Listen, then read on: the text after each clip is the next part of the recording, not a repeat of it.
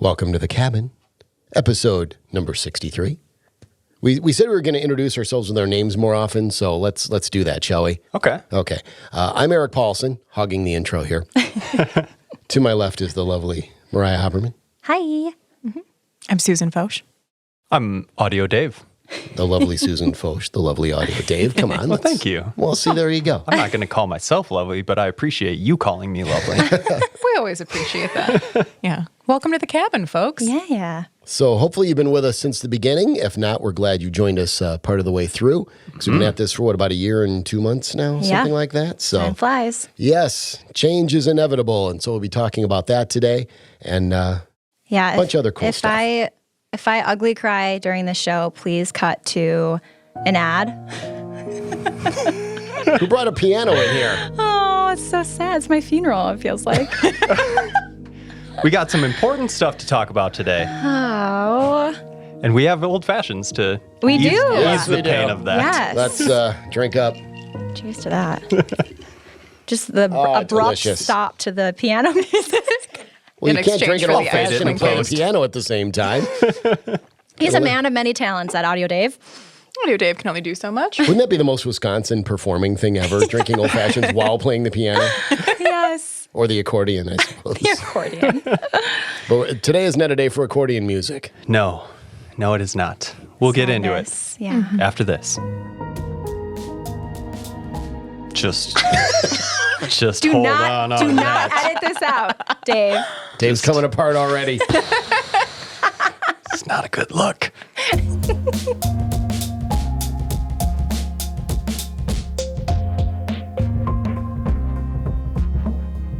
All right. The cabin is brought to you by the Wisconsin Counties Association, and this week we're featuring Pierce County, which is on the west side of the state. So much so, it's actually technically part of the Minneapolis, St. Paul, Bloomington, Minnesota, and Wisconsin metro statistical area. That's a mouthful. Sure is. Ah, yes, that metro area. It's part of the Twin Cities metro, let's put it that way. Pierce and St. Croix counties in Wisconsin are. The rest, of course, are in Minnesota. So Pierce County was originally called St. Croix County, and part of it, which covered a large part of the northwestern Wisconsin territory. In 1853, the legislature split St. Croix County into Pierce, Polk, and St. Croix counties. So there you go. Pierce County was named for Franklin Pierce, the 14th president of the United States. Obviously, Native Americans were the first to live in what became Pierce County, as evidenced by the burial mounds near Diamond Bluff, which is a beautiful area along the Great River Road. Evidence indicates that this area has actually been inhabited for 10,000 to 12,000 years. Wow. Susan, bringing the facts. I Here love for it. But they did tubing on the rivers back then, too. Probably. That's they actually first invented water skiing. We just didn't know about it. That's right. Right by Pierce County.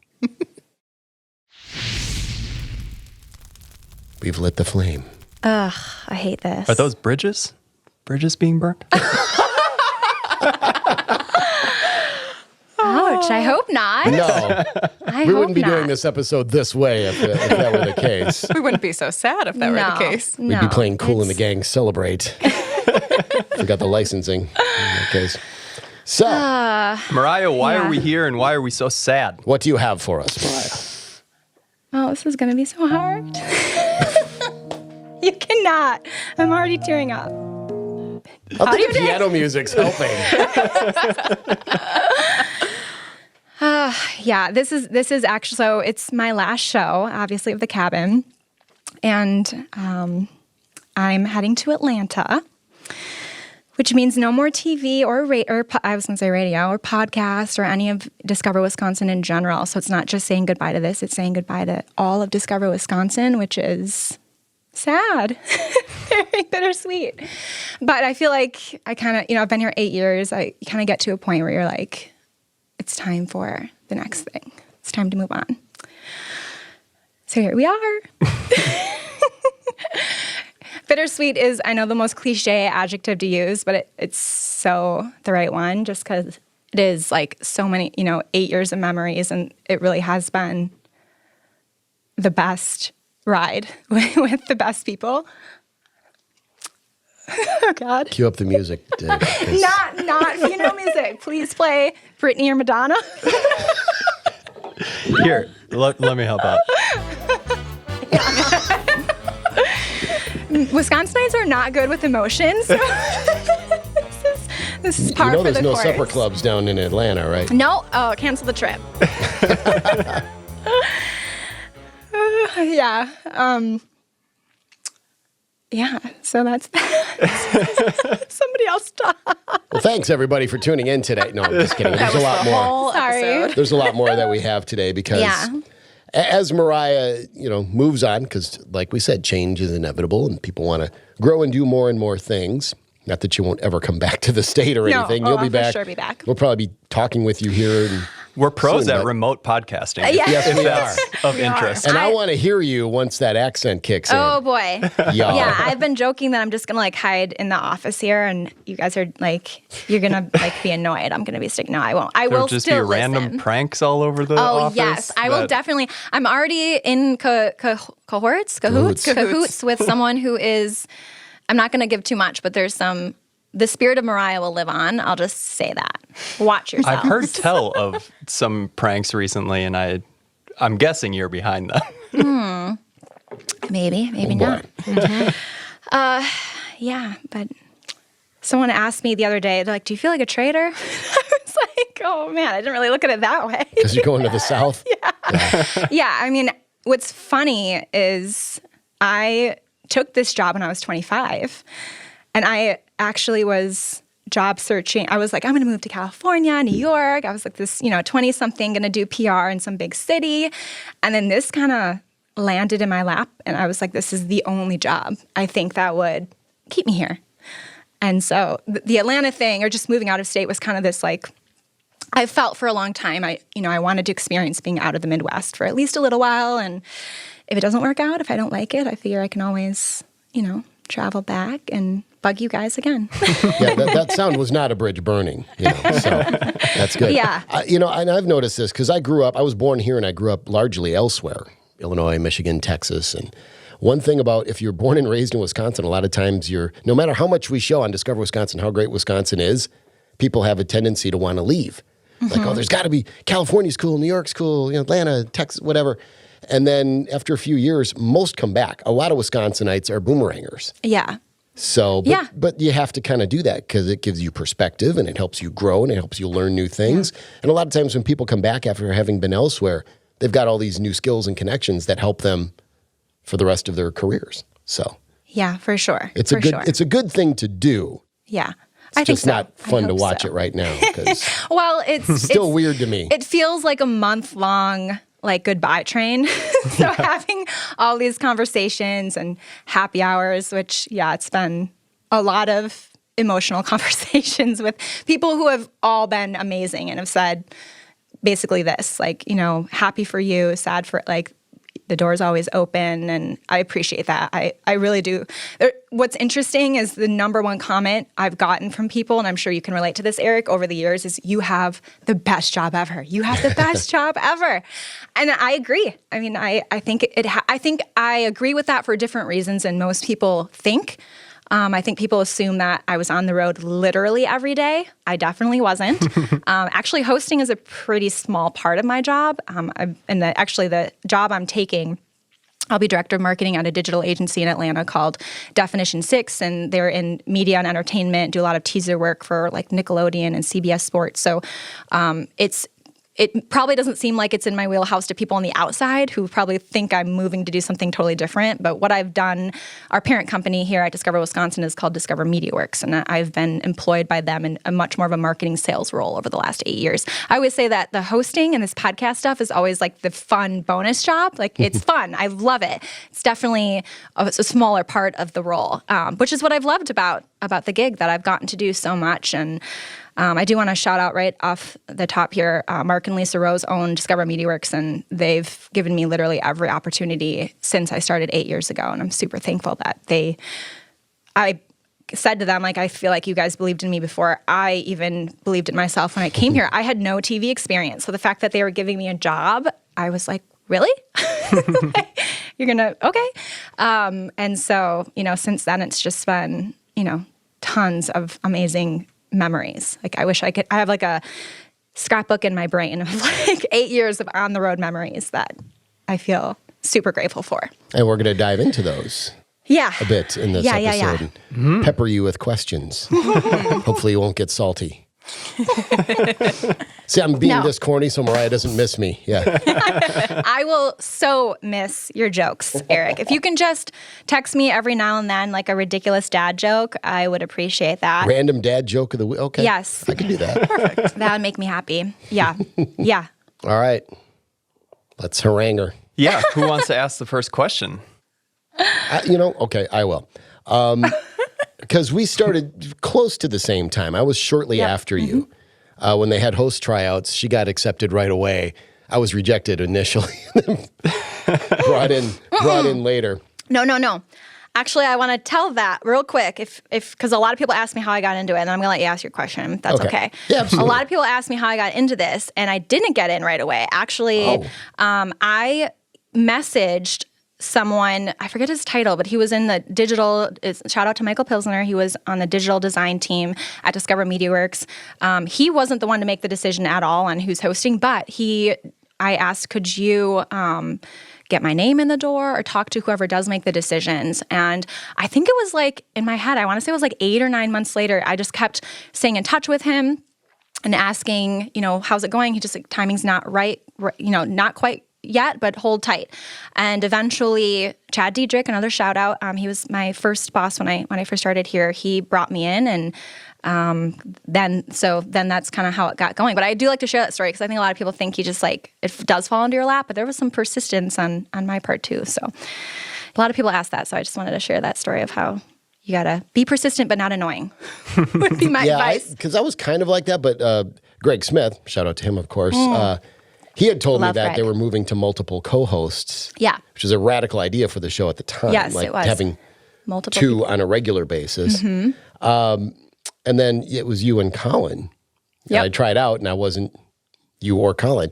And then about maybe 3 weeks to a month later, Greg said, hey, we're going to go with 4. You want to try out again? Sure. Yeah. See, And then timing is everything. Then I snuck in. Next thing I know, I'm eating cheese curds in front of a camera. You gotta, It's quite you gotta stick with it.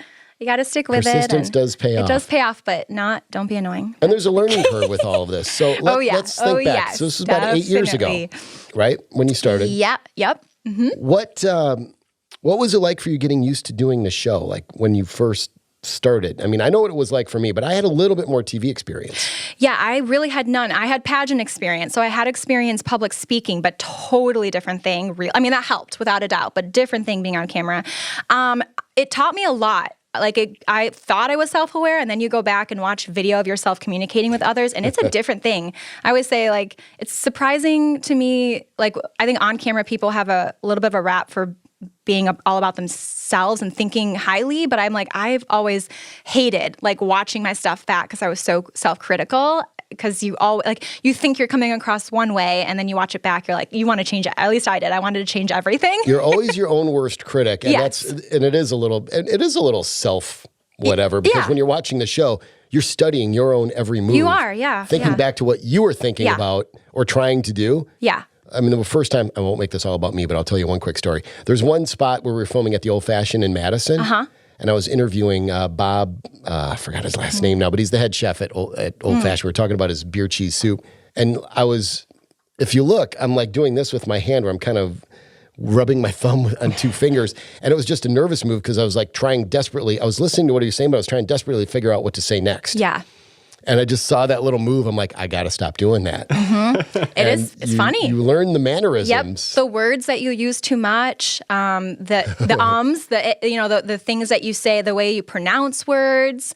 It was a bit shocking, my first, I'd say, couple years. And the trick with Discover Wisconsin is you film in one summer and then you don't see that content for 9 months. So I was it just took too long for me to be able to see kind of the stuff back because I was eager to make changes. And I was asking all the producers and audio designer, everyone, what can I do? They were all awesome about giving me tips and helping me get better.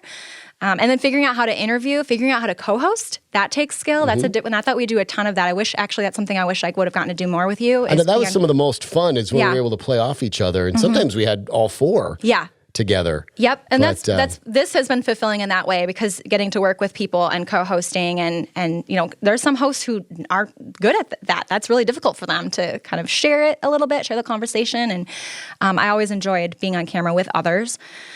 But yeah, it was interesting looking, I was just so excited to have the job, but I also was like so eager to get better fast. Like I wanted to get really good really fast, and you just have to keep doing it, keep working at it. And it also, I always tell people if you're going to do this job, or really any job, this is just a life thing, like really saying yes to a lot of things and being okay with getting out of your comfort zone. There's so many things I did that I really had to push myself to say yes to them just because it was part of the gig.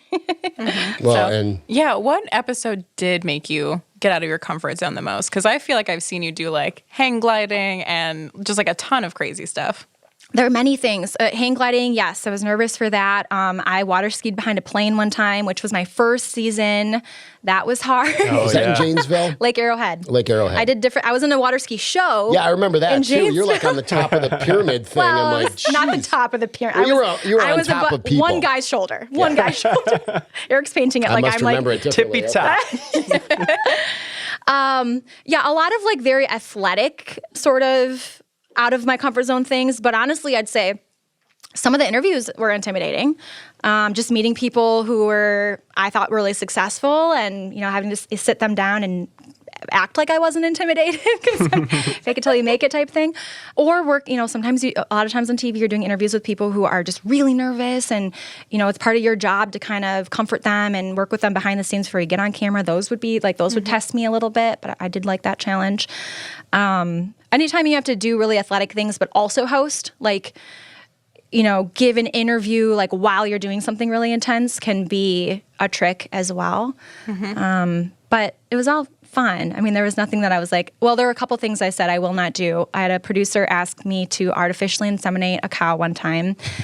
I said no. And then Jess, we had on last week's show, asked if I would go skydiving. And I said, there's probably another host who would want to do that. So, I believe Marie did. Shout out to Marie. Yes, she did. So I have my limits. I went bungee jumping once. I'm like, I'm never doing that. I'm never going to do that whole jump off a bridge thing or out of a plane. So yeah, definitely the job of getting out of your comfort zone for sure.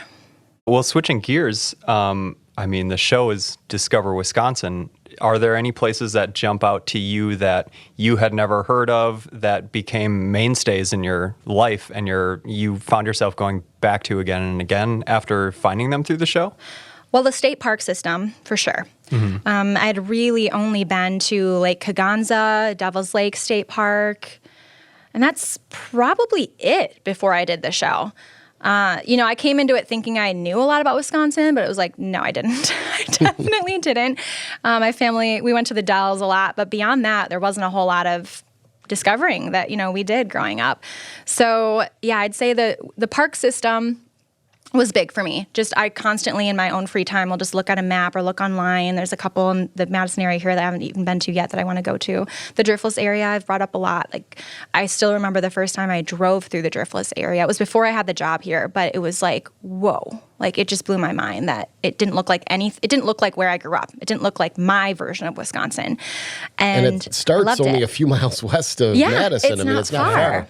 Yeah, I think that's a big thing. Instead of like a specific destination standing out to me, it was just the idea of like, it's not that hard to do a little road, like to go a couple hours west or, north or east. It's not a big deal. Like I feel like before the show, that would have felt like a big ordeal, like a big day to go. And now it's like, I drive so much for my job that I'm like, I'll go 3 hours to go to a cool diner and like see a cool park. And I never regret it. It's always awesome. So it's really that like approach that I'm glad this show kind of instilled in me. Well, following up on the state parks, you famously have this list of state parks that you are trying to get through every one. Your timeline is kind of squished now. Are you going to get to all of them? I'm not. It's not that I'm never coming back to Wisconsin. Well, okay. I have 2 left. 2 Wisconsin state parks. I have Heritage Hill State Park in Green Bay, And I have And they reached out. yes, they did reach out. Yeah. Yeah. And yeah, she was really actually I should send her another note. And then Rock Island State Park. So both of which are currently closed for the most part. I know Heritage Hill does some special events, but yeah, I will definitely. Rock Island's tricky to get to, but I'm planning on doing a camping trip at some point when I need to get out of the hustle and bustle of Atlanta. I will make my way to Rock Island for a few days with Josie. They are very different places. I reckon they are. Yeah. I reckon it's already started. Oh, no. Are you fixing to tell us something else? No other big announcements, to my knowledge. I know those accents, So I lived south for a while. So when did you do? Now, a lot of times we're not actors per se. Yeah. We kind of are sometimes. But when did you do kind of the most acting? Was there a time? This is funny. Because it can happen during an interview. It can happen I had to act like I enjoyed the Limburger sandwich. And I kind of did, but it was also You did. 4 bites in. I'm like, this is really not going to be good for the next several hours. When did you find you had to kind of tap into your acting side? I remember, I think this was my first season, maybe second season. I had to try this like gourmet oatmeal. I'm not going to say where. Everyone else loved it. I don't like oatmeal. So, and I don't think I told the producer that. I probably should have. But that required a little bit of acting on my part on camera. That piece. Because you want to do, like, you're coming into these small businesses that are so excited for you to be there that, of course, I was going to be a trooper about it. But in hindsight, I was like, should have had Eric on that shoot. This oatmeal. Yeah, I've never had gourmet oatmeal. I know. Yeah. It was pretty. I took a picture of it. I just was never an oatmeal person, so that did require a little bit of acting. Other than that, I'd always felt really lucky that we were always seeing like the best sides of every town, the best parts of all these amazing towns and meeting the best people. And you're here in Wisconsin, I just feel like everyone treats you well. They treat you right. They're excited you're in town. It wasn't, I did feel like I had the luxury of being pretty true on camera, which is a privilege, I think. Yeah, they bring in these small towns. They really do bring you in, and you feel like you're part of it right away. Oh, Teddy's here. There are times like, where were we at when we were canoeing? Kayaking. And kayaking while doing an on-cam takes special skills, especially Yes, it when does. the current is really strong. So there was some acting involved in Buffalo County, I want to say, when... of course, I don't hit it on the first take, so they're like, you're going to have to do this again. So I have to, like, paddle upstream as hard as I can and then come down as, like, gracefully as I can. It was like I was hurting. Like, my body was like, I can't. So I was, like, trying to act like this was the easiest little paddle I've ever done while delivering an on-cam. Probably not very well. So there were, like, funny memories like that where it's, like, you have to make it look like it's this, like, serene thing and you're really, like, struggling. Well, and the equipment, too, because they put GoPros on you, and then they have to figure out where to put a microphone on you. And when you're wearing a life jacket, Yeah. that's a little tough sometimes. There was and you probably have to- some acting involved when we were snowmobiling up in northwest Wisconsin that one year when it was negative. It was like polar when we were vortex, in the negative UTV? 30. And you're like, you were Yeah, singing? we were What was I singing? Weren't you singing in the, yeah. Oh, God, I'm sorry about that. GoPro. Don't you remember? I laugh looking back because our producer pulled the clip. I didn't think the GoPro was rolling, and I like put my snowmobile helmet shield up, and I was like, "What?" It's all coming back to me and now. you were like, "Nothing. I was just singing." I was like, "Oh," and I like shut my thing. I want to see that clip. The clip is like, you can tell I'm just like, it's negative 30. The shoot, we're 10 hours in. You were just like, Over it. yeah, I was over it, and Eric was like in his 8th rendition of Bon Jovi or something. And I'm like, all right, time for dinner. Good memories. though. Delirium may have set in at that point, Mariah. I think so, I think we were both a little delirious. I think But at the time we were. 'cause I look back fondly of That's that. still the coldest shoot I've ever been on, and I was on one in Langlade County with a 39 below wind chill last month. Yeah. I think that was that our first full winter with Discover Wisconsin? Yeah, it was the polar vortex winter of it's 2014. true. Yeah. That was like throwing us to the wolves a little bit with that winter season. Yeah. Good memories.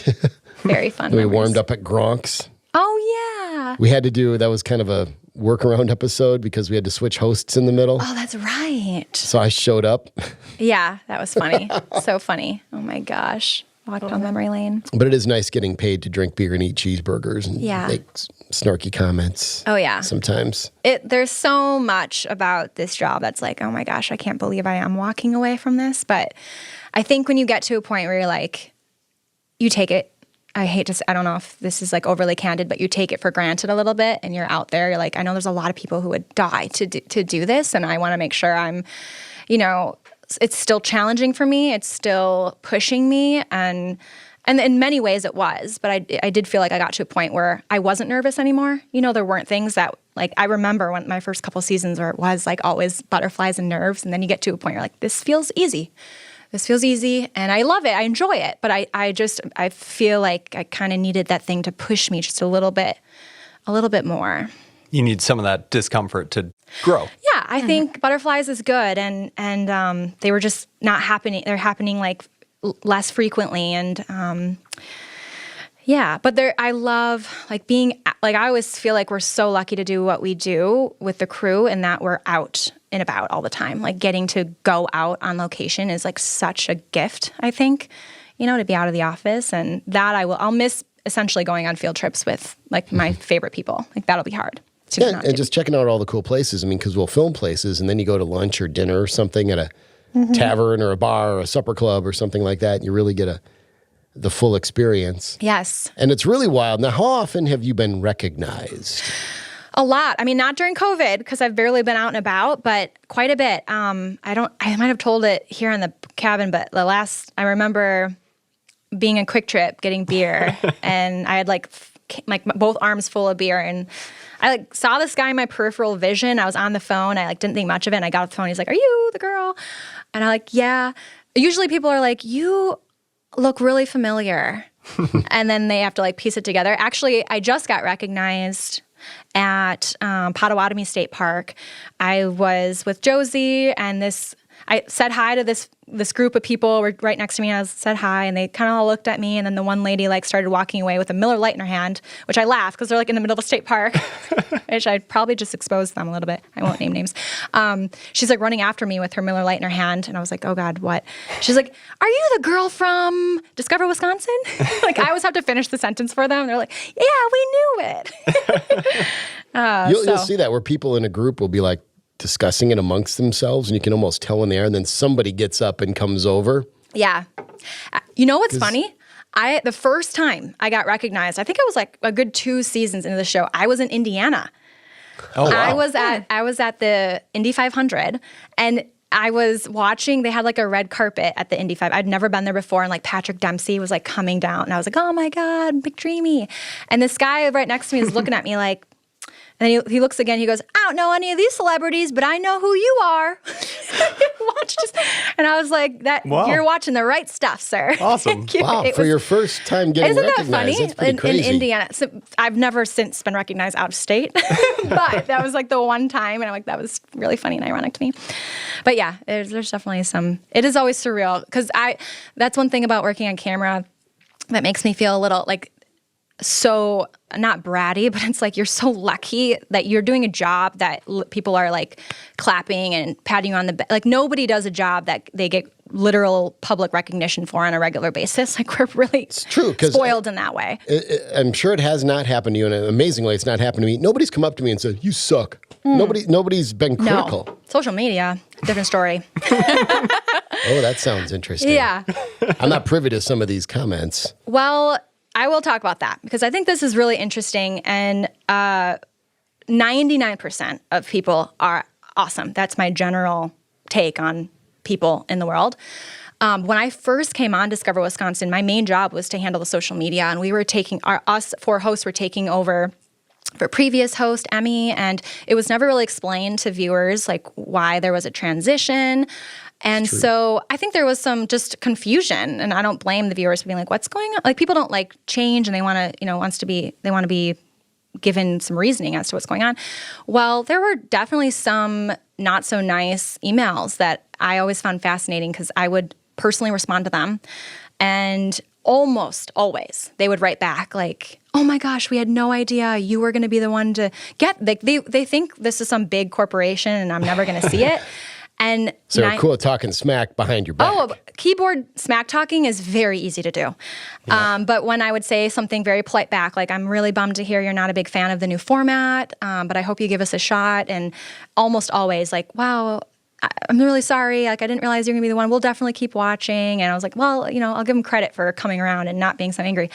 But yeah, the social media thing is so interesting because people are not afraid to, say things in a very bold way. And I've tried to be good about responding, in a mature way, because I think I don't want to hand them that bait of, just kind of being crazy. But I would say, again, I'm speaking for a tiny, tiny minority. Like, everyone has been we do have like the best fan base, I think, like amazing viewers. Yeah, we have awesome viewers and listeners to the podcast. And listeners. Yes, we do. But the viewers are great. And because Chicago, you get recognized, Mars Cheese Castle, Minneapolis Airport, things like that. And those are people that live out of state. And they're like, oh yeah, we love watching that show. And it's cool to see you in person. And, It's always funny at festivals because there's like a lot of people. I forget kind of what festivals are like and feel like it's been so long. But what is that word? What is it? What are events? But yeah, when you go to like a really Wisconsin event, and obviously whenever we'd have the cameras with us, it would be super obvious. Like, oh, that's the Discover Wisconsin crew. So yeah, that's always fun to meet viewers out in person for sure.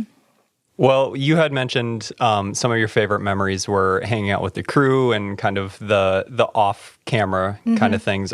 Do you have any favorite stories of things that happened while you're traveling to or from a destination? I mean, there's so much of that chunk of our job where we're all just kind of hanging out together before we get to do our job. Is there any interesting stories you have? Should we talk about when the car crashed into the snowbank? I think we just did, didn't we? Actually, that's funny. That was a really funny. No, it's not really that funny because it was scary, but in hindsight, it's pretty funny because it was polar vortex year. Our producer was like talking. It was the same shoot where we were freezing our keisters off.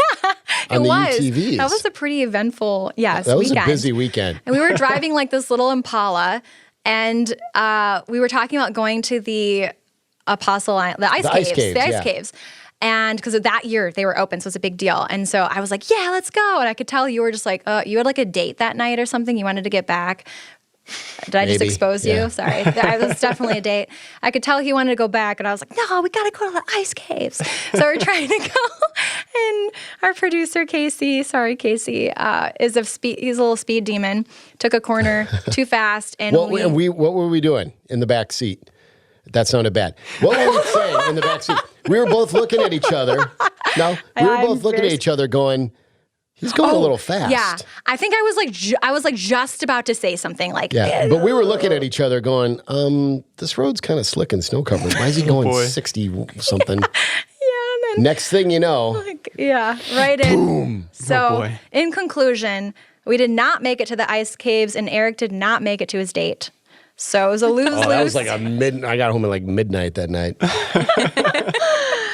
But I have. Those were always like the best. Just like getting an Airbnb and everyone's just like talking about the shoot that day and like looking at footage and talking about what we would have done differently and like what the challenges were. I have this like one memory of we were filming in Door County and we couldn't get into any hotels, and so our admin had to book a hotel in like Algoma or Kiwani, and it was a little tiny apartment above a dive bar. And we all like roll into this dive bar at like 11 at night, and it is like full dive, like jukebox going. Everyone's like half lit by this point. And we're like rolling in with all of our production gear, like looking around. They're like, oh, like we had to check in at the bar to get into our place. It was like moments like that where we look around, like it just felt so surreal. Like, this is our job. This is production in Wisconsin, right here in this moment. But yeah, that is the crew. Like I always, when people are like, wow, you get to like go to the coolest places and that must be fun. Like, it is, but who you travel with is key. Like, who you have in that car with you is so important, which is why I always cared a lot about hiring, like who we brought on, because I wanted to make sure obviously they were talented, but that they're, you could spend 4 hours in the car with, with the, the producers and the videographers. And we've had the absolute best, like the best crew. Mm-hmm. Mm-hmm. I'm sure this is like a really common question. Do you have a favorite episode, like whether that you did from like the behind the scenes, like how it felt, or just one that turned out really beautiful? That is a great. Actually, I get asked a lot about like my favorite place in Wisconsin, which is next to impossible to answer. You just say the Driftless area. I say that one a lot. I do say that one a lot. But in terms of shows, so I'm a little partial to shows that I got to produce. I produced, my first show I produced was on Rock County, Evansville and Janesville, fitting, that's where I'm from. And then my second one was on Madison. And then I did a third one on Silent Sports up in Bayfield County. And when you produce, you're just that much closer to the piece. And producing taught me a lot about hosting too, because you're editing and you're looking at like all the isms that are, that probably editors get angry at hosts for doing. And when you're on the other side, you're like, oh, I can see why they don't like this or that. And like, it helps you evolve as an on-camera talent. And just figuring out how to tell a story, that was a really, that year or the years I produced were really fulfilling for me to just be a bigger part of the storytelling. But it probably sounds kind of self-fulfilling to say my own shows were my favorite. I got to kind of oversee them. But I'd also say, you know what? The show that really surprised me was Marian. We did one on Wisconsin's Marian Shrines. And I was a little skeptical, to be honest, going into that show. I was a little nervous about the context of the program and how it would be perceived. But it was really, the interviews in that show were a few of my favorites. Like they were just really compelling and interesting, and that one I walked away from being like, I'm really proud of that show. Yeah. And many others. Well, we had a lot of fun together on some shows like Cranfest. That actually was a super memorable one, talking about Dave's question of crew. Like we were all in a cabin up at... Yeah, that is one of those... what were there? What is it called? There were like 12 or 13 or 14 There are a lot of us. Three Bears Resort. Yeah, Three Bears Resort. We all had a cabin, and I think I threw pie in your face at Cranfest during one piece. Yes, you did. That was really fun. Whenever we did shows on an event where you have like 2 days to do the whole show, it's chaos, but also kind of fun. It was chaotic and crazy. Did I hit you in the pie, in the face with the pie first? I think you may have. Because I was in a pie eating contest that you had signed me up for.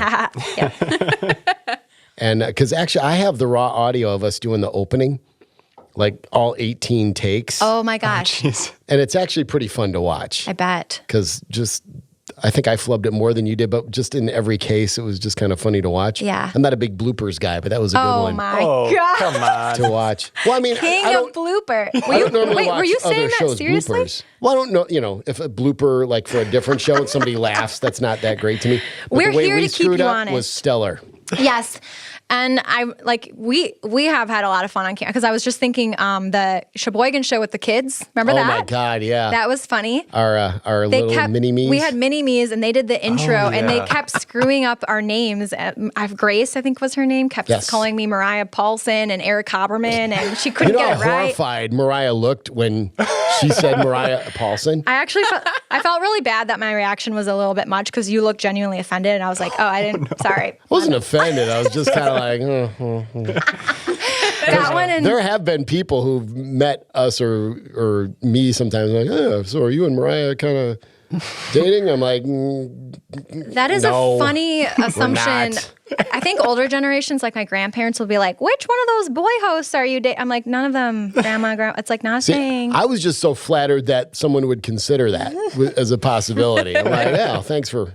Thanks for thinking that. Ponderosa was fun too. The cows.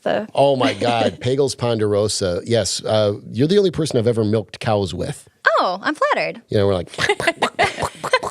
we were a good team, from what I remember. Yeah, we worked pretty well together with that. Yeah. There were a lot of crazy elements on the farm. There was. I got to drive the big, what are those things That called? looked really cool. I don't know what that's called. Front end loader? No, skid loader, not a skid loader. Skid steer? Something with a big bucket that I had to scoop up grain. Sounds terrible. I don't know why they let me do that, but it was really fun, and they couldn't get me out of it. That was a big machine. I just kept driving. It was huge. That thing was. If you'd stepped on the gas too much, you'd have plowed right through the wall. There would have been some casualties. Yes. Meanwhile, they're like, "Hey, Eric, here's a shovel. What am I shoveling? Guess." What do you think? Powering the methane I do tanks. remember that. I do remember Mariah gets to pet baby goats and run heavy machinery. I got to milk feed a little baby calf. That was cute. I did I got lucky on some of the ones they handed me. Although you got a lot of the food ones. Yeah, they usually have meat Which eat, and they usually had you do something where it was outdoors and athletic. Yeah. And You ate.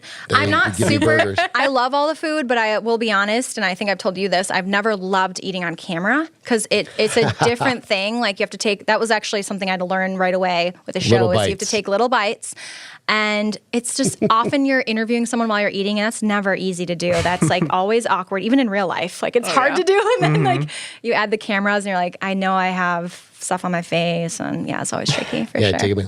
Yeah. Tell me more about what you do in this town. Exactly. That's about it. Yes. All right, Mariah.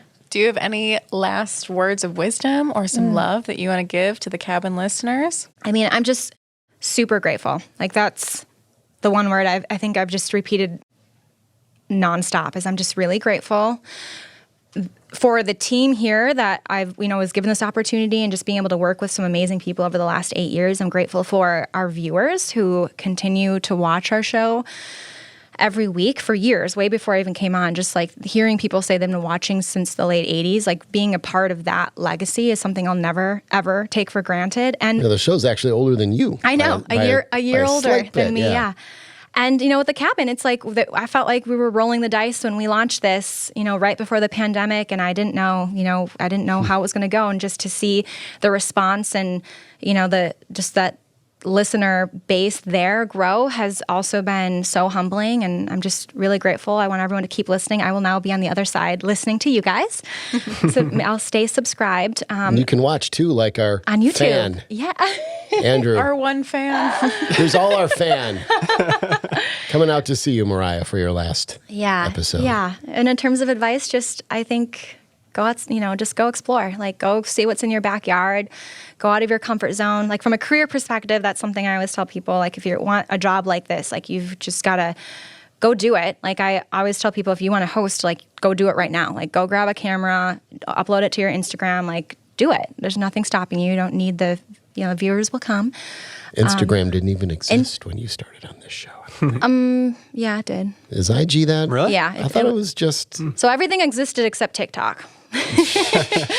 But it was a much smaller. We didn't have a big digital presence at all. So that's been really fun to be a part of that mission and bring a lot of our fans kind of to the digital world. And well, you've had to stay on the cutting edge of how to do all that stuff too. Yeah, that's been fun. It's been really fun. Yeah, the podcast came out of that type of conversation. Like, what do we want to do that's different, and what do our listeners and viewers, what do they want? So, yeah, I'd say get out of your comfort zone and just go out and explore what's in your own backyard. That's one thing that I've at like premiere parties, I've always loved when people come up to us saying like, we didn't know that was in our, like it was just 5 minutes down the road. It's really amazing how often that happened. Yeah. Mm-hmm. Yeah. And the premiere parties were actually a lot of fun. They're so it was fun. usually you and I at those things. And remember that one time in Wausau, we also ended up doing an awards show, emceeing an awards show as part of our premiere party. That was fun. Which I think we found out about as we got there. Yes. Yeah. So. Well, maybe I knew and forgot to tell you. That sounds. That may have been the case. Yeah. No, I will. I'll just, there's so many fun moments and memories that I'll definitely miss. But I'm excited. I'm just grateful to be part of this, iconic brand, this legacy brand, and I'll definitely be cheering everyone on from afar, from Atlanta. We'll get to have you back as a special guest star every once in a while, hopefully. I'll be here for you. Yep. Giving you that out-of-state perspective. Yeah. Oh, and if people want to kind of continue following my adventures, I'm on Instagram, just my first and last name, Mariah Haberman. I'm on Facebook, Twitter, all the social media, YouTube as well. So TikTok? I am on TikTok. I need to up my TikTok game. I've done a little, mostly you'll see Josie, my doodle, on TikTok. So yeah, not there yet in a big way, but Instagram and Facebook is where I do most of the sharing. And I'll stay around the campfire, the Facebook group, of course. I like to see everyone's posts there. So yeah, I won't be too far. I'll be there digitally for all of you, just not in a 3D type of way for y'all. Well, that's the nice part. It's easy to keep in touch. It is, yes. Just a text away. Yep. For sure. Very nice. We never talked about how we were going to wrap this episode up. Oh, yeah. We have an inside those. sponsorship My to gosh. do. Yeah, Still got we to do. So I guess it's time to do that, huh? All right. Well, going from the clear water and salt water I'm seeing in some people's eyes here, we should go to the Clearwater City of Wisconsin, Eau Claire, Oh, look at that transition. which of course is French. I'm a professional broadcaster. I Yes, don't know you if sure know. are. So, voici de l'eau claire was the thing that was expressed by a French explorer to establish Eau Claire because clear water was there. And as summer is rolling around, people are starting to plan vacations or staycations, if you're from around that area. Visit Eau Claire has road trip itineraries already planned for visitors. So you can jump in the car, make your way to Eau Claire, and get all kinds of great suggestions for whatever you like to do. And a lot of events. Remember events? Yeah, back What in the are day. events? Still looking to do some good events this summer, including the U.S. Cube Championship. Cube's very unique to Eau Claire. It Yeah. is. And Country Jam. Started seeing the lineup on that already. Farm Tech Days. Blue Ox Music Festival, which is very cool. A lot of American. I wanna and go to other that stuff. one. And the Eau Claire Marathon. They're not filming me in that, I guess. So yeah, I've done one marathon that was 20 years ago, so I guess. Okay. But make sure you check it out on YouTube. You want to hit them with that website? Visit eauclaire.com. And you can also do visit eauclaire.com/plan/road dash trips if you want to check out those road trips in particular. They've done all the hard work for you. Indeed. Yeah. Yeah. Very nice.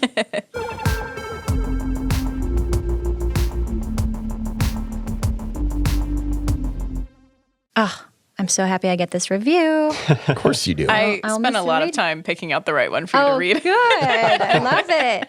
Okay, this one's called Enjoy Every Show! Exclamation point by HG Milwaukee on Apple Podcasts, who says, thanks so much, you guys, for keeping a travel experience for the last year when travel was next to impossible. Even though I might not get to have these places, hearing you describe them in such detail always makes me feel like I've been able to go. Oftentimes, I'll look most places up online, and now I have a spreadsheet of places to try to visit. I also have a spreadsheet, by the way, which is They're very handy for that. yeah, very handy. I like to tick them off when I go. My most favorite episodes include Wisconsin's most haunted places. Very Nice. popular one. Wisconsin's most incredible architecture. Nice. Love it. And Wisconsin's best winter hiking destinations, which is our #1 episode. If y'all didn't know. Is it? It is. It is #1. Yep. Cool. Very cool. Thank you, HG Milwaukee. Yes, Thanks it was for very nice. the lovely Thank you for review. watching every episode. Or listening to it. Yeah. Now watching it. Watch us on Loving YouTube. it. Yep. Every episode. It's weird. Video cameras are on us all the time now. All right. Well, Looking forward. looking forward. Seems impossible. Well, looking forward. Excuse me. April 1st, a big marker for spring. It's Brewers opening day. So that's coming right up. To commemorate baseball season coming back, we're talking all things baseball and all of Wisconsin's major and minor league teams. There are more than you may be aware of. Mm-hmm. So you're going to listen, right, Mariah? I will be listening. Yep. right. Subscribed. You know what I know you're probably going to do is you're going to, like, if I were co-hosting in this one, what would I be saying here and there? No, I'll just text you critiques. Like, Oh, God, this is going to sting. no, Oh, boy. I'm just kidding. I won't do that. All right. Well, that will be our first post-Mariah episode. Mm-hmm. And we look forward to talking with you about that. And we will miss the living daylights out of you. Yes, we will. Likewise. I chose from the best Likewise. of 5 possible words. Yes, you did. Keeping it PG. Ready to take us out one more time? Yep, one more time. Today's episode of The Cabin was hosted by me for the final time, Mariah Haberman, Eric Paulson, and Dave Janis plus Susan Foch, produced by me, Susan Foch, and Audio Dave, with video editing by Andrew Natvig, and social media by Abby Stecker and Susan Foch. The Cabin is a production brought to you by Discover MediaWorks. To learn more, head to discovermediaworks.com, and don't forget to leave those reviews. Cheers, Mariah. Cheers. Cheers to Mariah. Thanks. It's empty.